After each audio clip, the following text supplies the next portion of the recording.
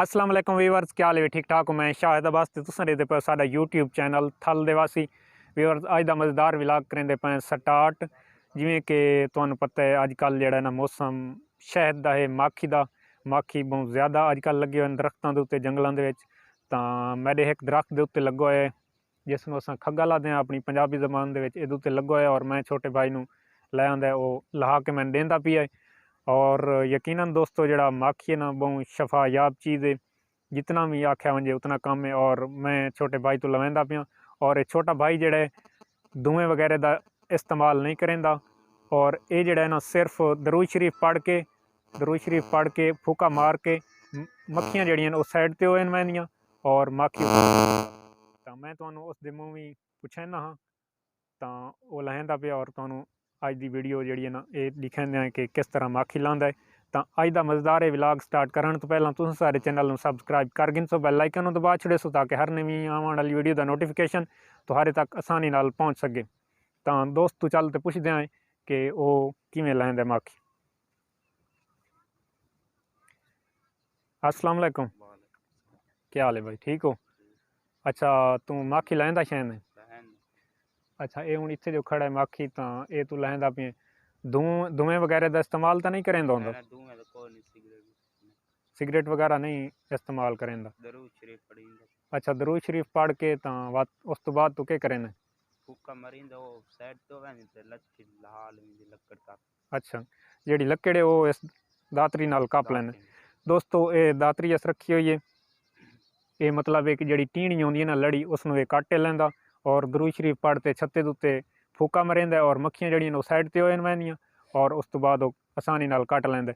ठीक है वीवर्स, तां ये लैंदा पे छोटा भाई तुहानू दिखाने आए असां भी चखदे आं ते तुहानू चखैसूं वीवर्स।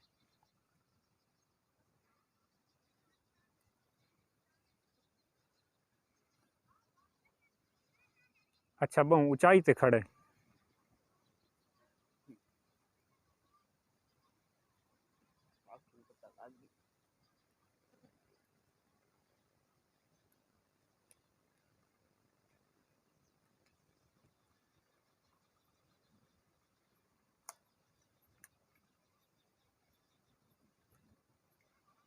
दोस्तों निक्के जने ला लिए माखी वो हत्थ च लइया हुंदा है।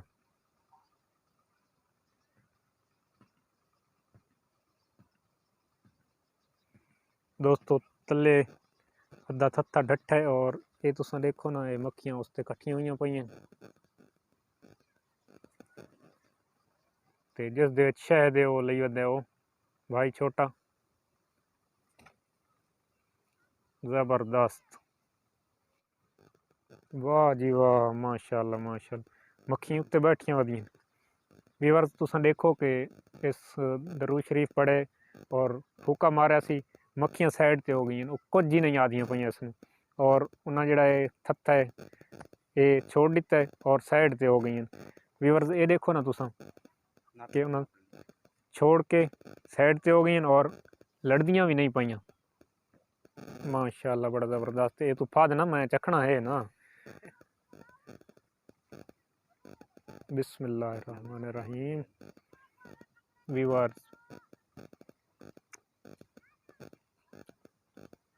बड़ा मज़ेदार है।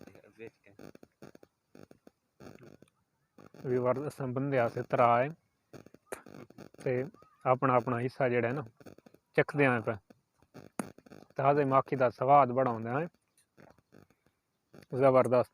अच्छा ये हुण जिहड़ियां मक्खियां साइड ते हो गई ने लड़सन तां ना? नहीं लड़दियां। अच्छा वाह जी वाह, बड़ा अच्छा तरीका है।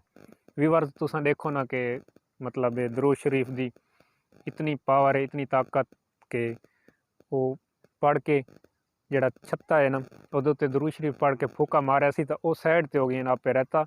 और देखो ना तुसां कि उन्हें जिहड़ी है ना लच्छी जिहड़ी है वो छोड़ दी और साइड ते बह गई और आदियां भी कुछ नहीं पईयां। बेशक तुसां इन्हां नूं हत्थ नाल भी साइड ते करो चा और इस भाई नूं लड़ियां भी नहीं।